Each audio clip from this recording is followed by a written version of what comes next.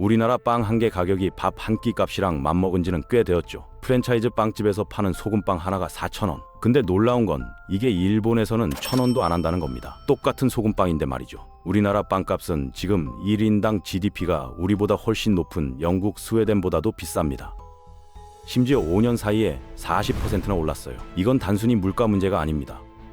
우리가 모르는 사이 빵값에는 충격적인 비밀들이 숨어 있거든요. 오늘은 이 문제를 깊이 파헤쳐 보겠습니다. 구독과 좋아요는 영상 제작에 큰 힘이 됩니다. 일단 현실부터 직시해 볼게요. 최근 5년 동안 국내 빵값이 얼마나 올랐는지 아세요? 무려 40%예요. 엄청난 상승률이죠. 그런데 이게 끝이 아닙니다. 우리나라 빵값을 다른 나라랑 비교해 보면 더 충격적이거든요.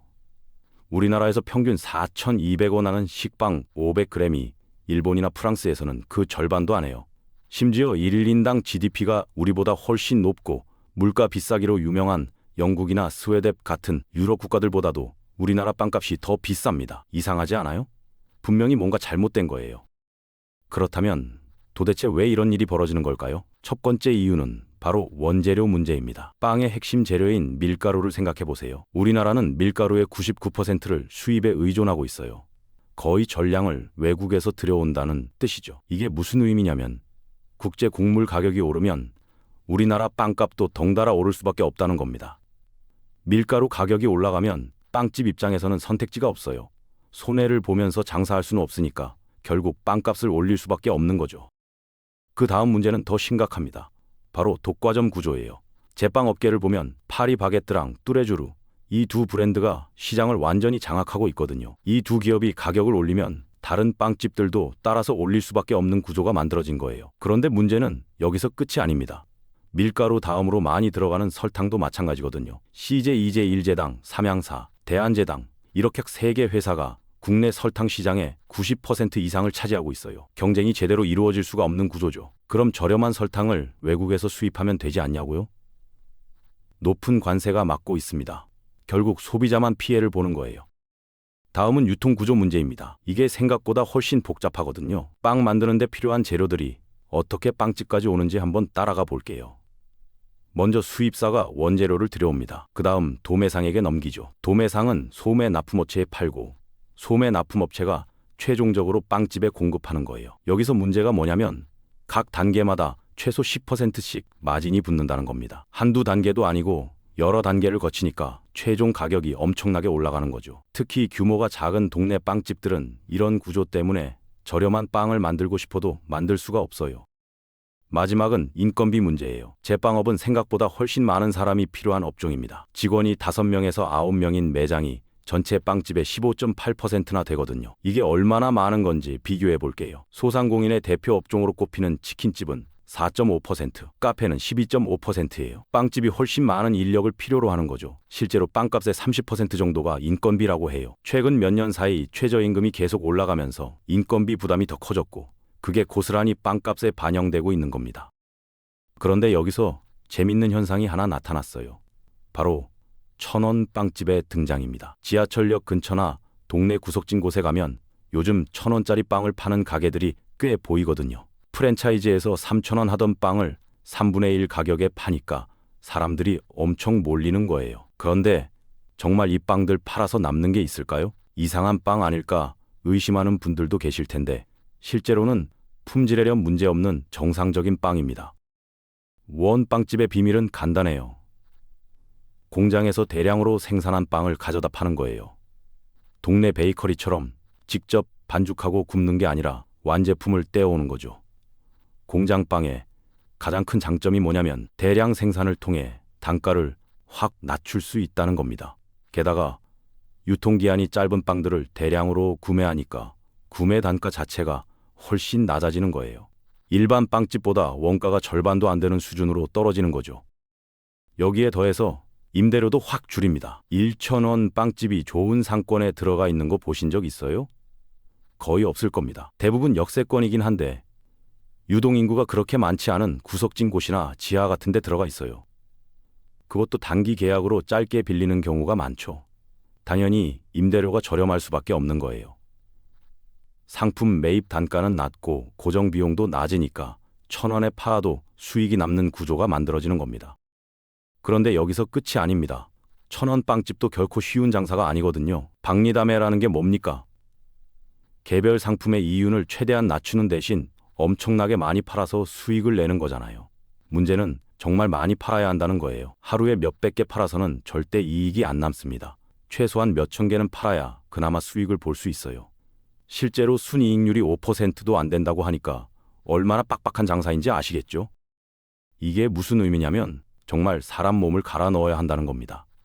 매일매일 엄청난 양의 빵을 계속 팔아야 하고 재고 관리도 신경 써야 하고 유통기한 짧은 빵들을 제때 다 소진해야 하거든요. 만약에 예상보다 덜 팔리면 어떻게 될까요? 유통기한 지난 빵들은 전부 폐기해야 합니다. 그게 다 손실로 이어지는 거죠. 저가 커피 전문점도 비슷한 얘기 많이 나오잖아요.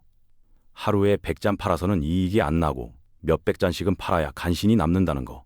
똑같은 원리예요. 1,000원 빵집의 폐업 뉴스도 자주 들려오고 있는 이유도 이와 같습니다.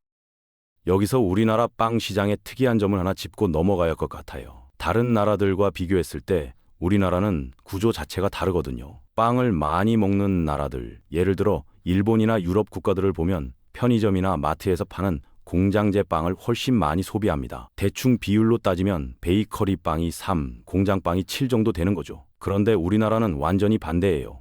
베이커리 빵이 6, 공장 빵이 4, 이 정도 비율이거든요.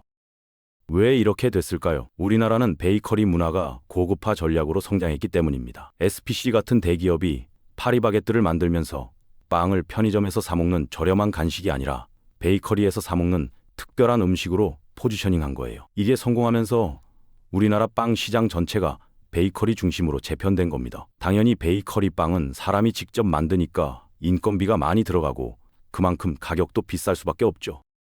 반대로 일본은 어떤가요? 일본에서 빵값이 싸다는 건 다들 아실 거예요. 편의점 가면 정말 저렴한 가격에 괜찮은 빵을 살 수 있거든요. 이게 가능한 이유가 일본은 공장제 빵 중심으로 시장이 형성돼 있기 때문입니다. 대량 생산 시스템이 완벽하게 갖춰져 있어서 단가를 최대한 낮출 수 있는 거죠. 만약 우리나라도 이런 식으로 공장빵 중심으로 시장이 형성됐다면 지금보다 훨씬 저렴한 가격에 빵을 먹을 수 있었을 거예요. 그런데 여기서 궁금한 게 하나 생깁니다. 그럼 베이커리는 지금 잘 되고 있냐는 거죠. 안타깝게도 예전만 못합니다. 불경기가 오면 어떻게 되나요? 사람들이 비싼 제품부터 외면하기 시작하잖아요. 그동안 우리나라 빵 시장은 고가 베이커리 중심으로 성장해 왔는데 지금 경기가 어려우니까 소비자들이 돌아서는 거예요. 필수품도 아닌데 굳이 비싼 돈 주고 빵을 사 먹어야 하나 싶은 거죠. 그렇다고 베이커리들이 가격을 확 내릴 수 있냐면 그것도 아닙니다. 왜냐하면 인건비가 계속 올라가고 있거든요. 프랜차이즈 빵집을 생각해 보세요. 겉으로 보기엔 대기업이 운영하는 것처럼 보이지만 실제로는 각 매장마다 점주가 따로 있어요. 점주가 직접 임대료 내고 직원 고용하고 빵 만드는 거거든요. 그러니까 사실상 영세한 개인 빵집들이 모여있는 구조라고 보면 됩니다. 각 매장이 독립적으로 운영되니까 기본적으로 운영 비용이 높을 수밖에 없는 거죠. 이런 상황에서 프랜차이즈 본사는 뭐 하냐고요? 재료 공급하고 유통 마진 챙기는 거예요. 점주 입장에서는 본사에서 공급하는 재료를 써야 하니까 거기에 유통비가 또 붙는 겁니다. 원가가 올라갈 수밖에 없는 구조죠. 게다가 매장에서 직접 구워낸도 많잖아요. 그럼 제빵사도 고용해야 하고 오븐 같은 설비도 유지해야 하는데 이런 비용들이 전부 빵값에 반영되는 거예요. 여기서 성심당 얘기를 안 할 수가 없을 것 같아요. 많은 분들이 성심당을 예로 들면서 거기는 빵값도 저렴하고 맛도 좋던데 왜 다른 빵집은 안 되냐고 하시거든요. 근데 성심당은 완전히 다른 케이스입니다. 일단 대전에 있어서 서울보다 임대료가 훨씬 저렴하죠. 그것보다 더 중요한 건 성심당은 자기 건물이라는 겁니다. 임대료를 낼 필요가 없어요. 그리고 매장이 몇 개 안 됩니다. 적은 매장에 집중해서 운영을 하는 거예요. 성심당에 가보신 분들은 아실 거예요. 거기 매장 규모가 어마어마하거든요. 사실상 빵 공장이나 다름없습니다. 직원들이 마치 공장 라인에서 일하듯이 기계적으로 빵을 생산해요. 한쪽에서는 반죽하고 한쪽에서는 굽고 한쪽에서는 포장하고 이런 식으로 완벽하게 분업화되어 있는 거죠. 그러니까 엄청난 양의 빵을 하루에 쏟아낼 수 있는 겁니다. 판매량이 어마어마하니까 재료도 대량으로 매입할 수 있고 매입 단가도 확 떨어지는 거고요. 결국 성심당은 베이커리처럼 보이지만 실제로는 공장제 빵의 효율성을 갖춘 특이한 구조예요. 그래서 빵값을 저렴하게 유지하면서도 높은 품질을 지킬 수 있는 거죠. 하지만 일반 프랜차이즈 베이커리가 이런 방식을 따라하기는 불가능합니다. 각 매장이 독립적으로 운영되는 구조니까요. 본사에서 일부 빵을 공급하긴 하지만 매장에서 직접 만드는 빵도 많고 소규모 매장에서 구워내는 방식으로는 평균 단가를 낮출 수가 없는 거예요. 애초에 우리나라에서 빵이 필수 소비재가 아니었다는 점도 영향을 미쳤습니다. 서양에서 빵은 주식이잖아요. 매일매일 먹어야 하는 음식이죠. 그러니까 저렴하게 대량 생산하는 시스템이 자연스럽게 발달한 거예요. 하지만 우리나라는 달랐어요. 빵은 특별한 날 먹거나 간식으로 먹는 음식이었죠. 그러다 보니 고급화 전략이 먹혀들었고 시장 자체가 베이커리 중심으로 형성된 겁니다. 결국 우리나라 빵값 문제는 단기간에 해결되기 어렵습니다. 여러 가지 구조적인 문제들이 복잡하게 얽혀 있거든요. 밀가루 수입 의존도를 낮추는 것도 쉽지 않고 독과점 구조를 개선하는 것도 어렵고 유통 구조를 간소화하는 것도 단기간에는 불가능하죠. 인건비는 계속 오를 수밖에 없고요. 정부도 딱히 뾰족한 대책이 없는 상황입니다. 그렇다면 소비자로서 우리는 어떻게 해야 할까요? 일단 현실을 받아들이는 수밖에 없습니다. 당분간은 비싼 빵값을 감수해야 할 것 같아요. 대신 현명하게 소비하는 방법을 찾아야겠죠. 정말 맛있는 베이커리 빵이 먹고 싶으면 그때는 기꺼이 돈을 내고 평소에는 편의점이나 마트에서 파는 저렴한 빵으로 해결하는 거예요. 원빵집도 좋은 선택지가 될 수 있고요. 한 가지 희망적인 건 시장이 조금씩 변하고 있다는 겁니다. 예전에는 베이커리 빵이 절대적이었는데 요즘은 저렴한 공장빵에 대한 수요도 늘어나고 있거든요. 편의점이나 마트 PB 상품 빵들도 품질이 많이 좋아졌고요. 이런 변화가 계속되면 시장 구조도 서서히 바뀔 수 있을 거예요. 베이커리 빵과 공장빵의 비율이 좀 더 균형 잡힌 형태로 가면 전체적인 빵값도 지금보다는 안정될 수 있을 겁니다. 유럽 국가들도 처음부터 지금 같은 구조는 아니었어요.